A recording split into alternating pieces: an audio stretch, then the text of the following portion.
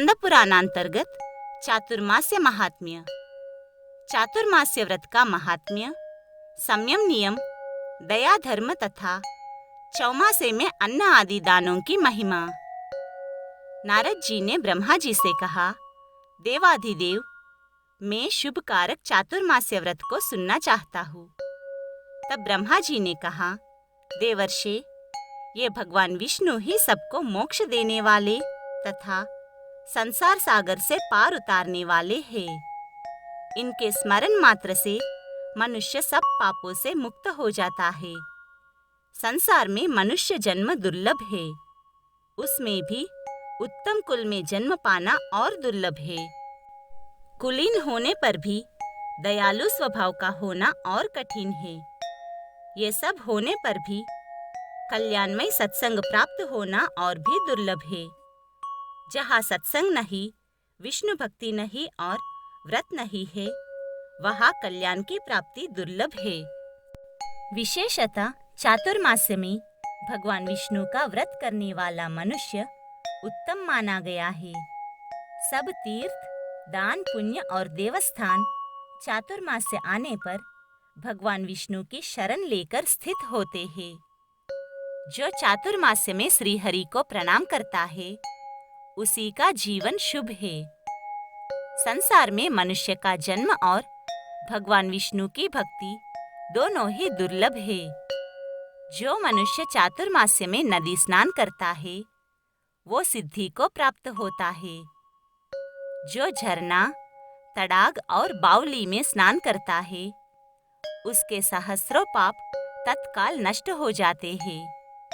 पुष्कर, प्रयाग अथवा और किसी महातीर्थ के जल में जो चातुर्मास्य में स्नान करता है, उसके पुण्य की संख्या नहीं है। नर्मदा, भास्कर क्षेत्र, प्राची, सरस्वती तथा समुद्र संगम में एक दिन भी जो चातुर्मास्य में स्नान करता है, उसमें पाप का लेश मात्र भी नहीं रह जाता। जो नर्मदा में एकाग्र चित्त होकर 3 दिन भी चौमासे का स्नान करता है, उसके पाप के सहस्रों टुकड़े हो जाते हैं। जो गोदावरी नदी में सूर्योदय के समय चौमासे में 15 दिन तक स्नान करता है, वो कर्मजनित शरीर का परित्याग करके भगवान विष्णु के धाम में जाता है।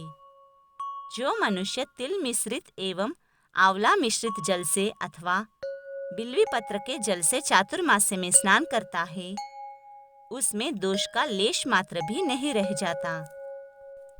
देवाधिदेव भगवान विष्णु के चरणों के अंगुष्ठ से प्रवाहित होने वाली गंगा जी सदा ही पाप नाशिनी कही गई है। चातुर्मास्य में उनका ये महात्म्य विशेष रूप से प्रकट होता है। भगवान विष्णु स्मरण करने पर सहस्रों पाप भस्म कर डालते हैं।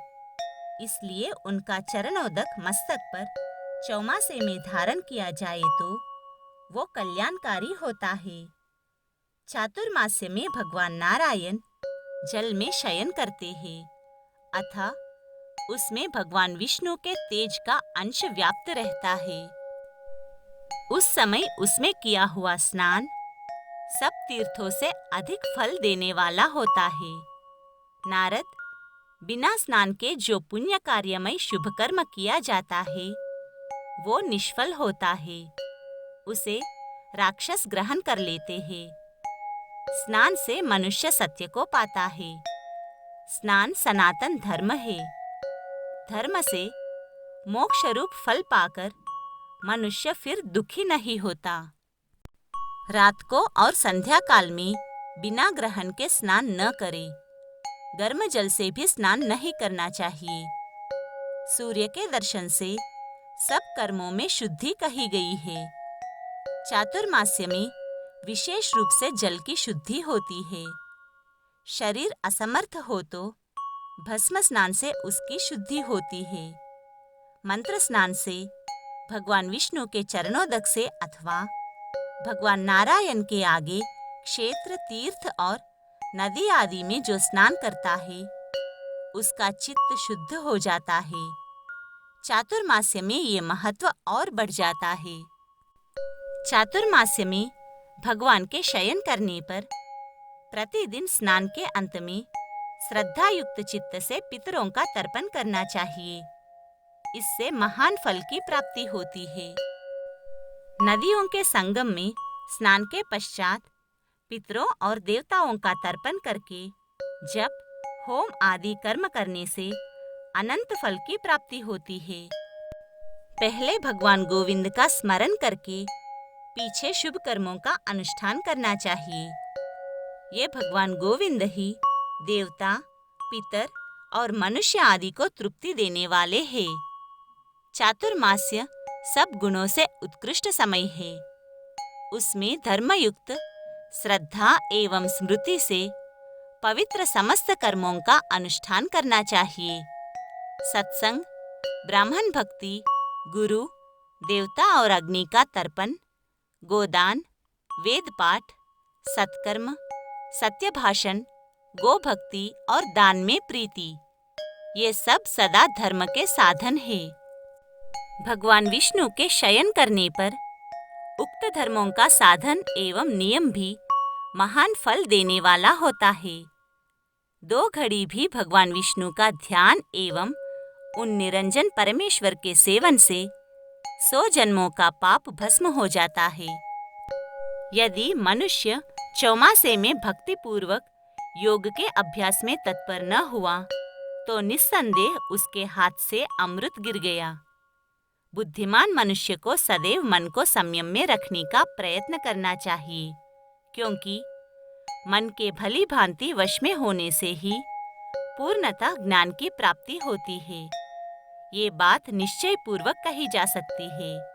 अतः क्षमा के द्वारा मन को वश में करना चाहिए। एकमात्र सत्य ही परम धर्म है।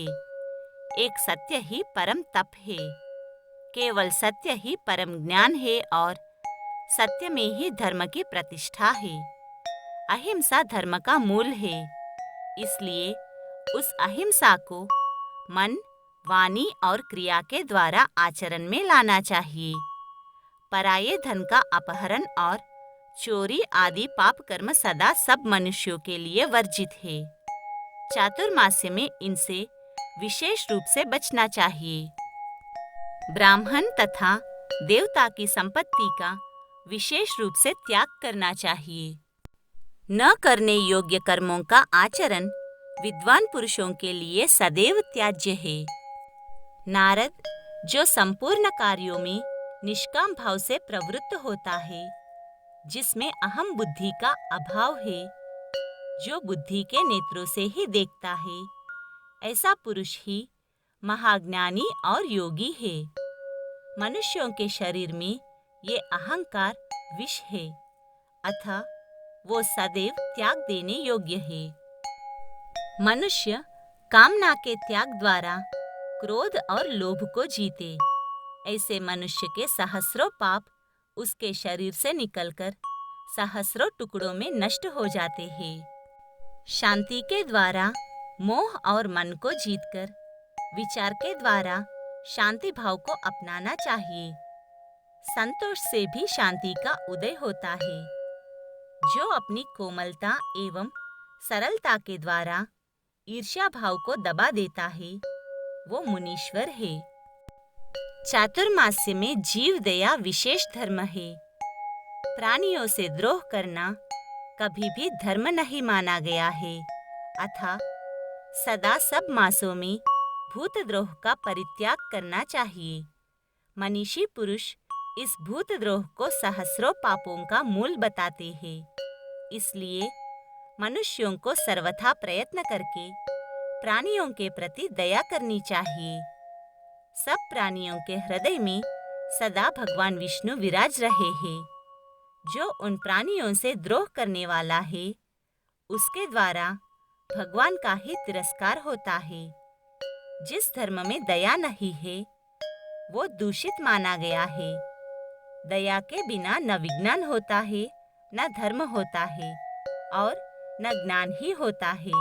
अतः सब प्राणियों के प्रति आत्मभाव रखकर सबके ऊपर दया करना सनातन धर्म है, जो सब पुरुषों के द्वारा सदा सेवन करने योग्य है। सब धर्मों में दान धर्म की विद्वान लोग सदा प्रशंसा करते हैं। वेद में अन्न को ब्रह्म कहा गया है। अन्न में ही प्राणों की प्रतिष्ठा है। अतः मनुष्य सदा अन्न एवं जल का दान करे। जल देने वाला तृप्ति को और अन्नदान करने वाला मनुष्य अक्षय सुख को पाता है। अन्न और जल के समान दूसरा कोई दान न हुआ है, न होगा। मणि, रत्न, मूंगा, चांदी, सोना और वस्त्र तथा अन्य वस्तुओं के दानों में भी अन्नदान ही सबसे बढ़कर है। चातुर्मास्य में अन्न और जल का दान, गोदान, प्रतिदिन वेद पाठ और अग्नि में हवन, ये सब महान फल देने वाले हैं। यदि भगवान विष्णु के साथ समागम के लिए वैकुंठ धाम में जाने की इच्छा हो तो सब पापों के नाश के लिए चौमासे में अन्नदान करना चाहिए।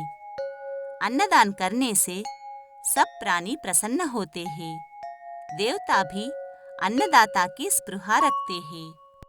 गुरु और ब्राह्मणों को भोजन कराना, घृतदान करना तथा सत्कर्मों में संलग्न रहना, ये सब बातें चातुर्मास्य काल में जिसमें मौजूद है वो साधारण मनुष्य नहीं है। सद्धर्म, सत्कथा, सत्पुरुषों की सेवा, संतों का दर्शन, भगवान विष्णु का पूजन और दान में अनुराग, ये सब बातें चौमासे में दुर्लभ बताई गई है। जो मनुष्य चौमासे में पितरों के उद्देश्य से अन्नदान करता है वो सब पापों से शुद्ध चित्त होकर पितरों के लोक में जाता है। उसके अन्नदान से तृप्त हुए देवता लोग उसे मनोवांछित वस्तु प्रदान करते हैं। चींटी भी उसके घर से भोजन लेकर जाती है। अन्नदान सबसे उत्तम है। उसका न रात में निषेध है न दिन में। चौमासे में वो विशेष रूप से पापों का नाश करने वाला है। शत्रुओं को भी अन्न देना मना नहीं है। चौमासे में दूध, दही एवं मट्ठा का दान महान फल देने वाला होता है। जन्म काल में जिससे ये शरीर पुष्ट हुआ है उस अन्न एवं दुग्ध का दान उत्तम है। साग देने वाला मनुष्य न कभी नरक में जाता है और न यमलोक का दर्शन करता है। वस्त्र देने वाला प्रलय काल तक चंद्रलोक में निवास करता है। जो चातुर्मास्य में चंदन, अगरू और धूप का दान करता है वो मनुष्य पुत्र पौत्रों सहित विष्णु रूप होता है। भगवान विष्णु के शयन काल में जो मनुष्य वेद वेत्ता ब्राह्मण को फल दान करता है वो यमलोक को नहीं देखता। जो चौमासे में भगवान विष्णु की प्रीति के लिए विद्यादान, गोदान और भूमि दान करता है वो अपने पूर्वजों का उद्धार कर देता है। जो जिस देवता के उद्देश्य से चौमासे में गुड़, नमक, तेल, शहद, तिक्त पदार्थ, तिल और अन्न देता है वो उसी के लोक में जाता है। विशेषतः चातुर्मास्य में मनुष्य को अग्नि में आहुति देनी चाहिए, ब्राह्मण को दान देना चाहिए और गौओं की भली भांति सेवा पूजा करनी चाहिए। भविष्य में दान देने की प्रतिज्ञा न करके शीघ्र ही दे डालना चाहिए। मनुष्य जो कुछ देने की इच्छा करे वो अवश्य दे डाले। जिसको देने का निश्चय किया हो उसे ही दे, दूसरे को न दे। दी हुई वस्तु उससे वापस न ले। जो श्री हरि के शयन काल में ब्राह्मणों के लिए सब प्रकार का दान देता है वो पूर्वजों सहित अपने को पापों से मुक्त कर लेता है।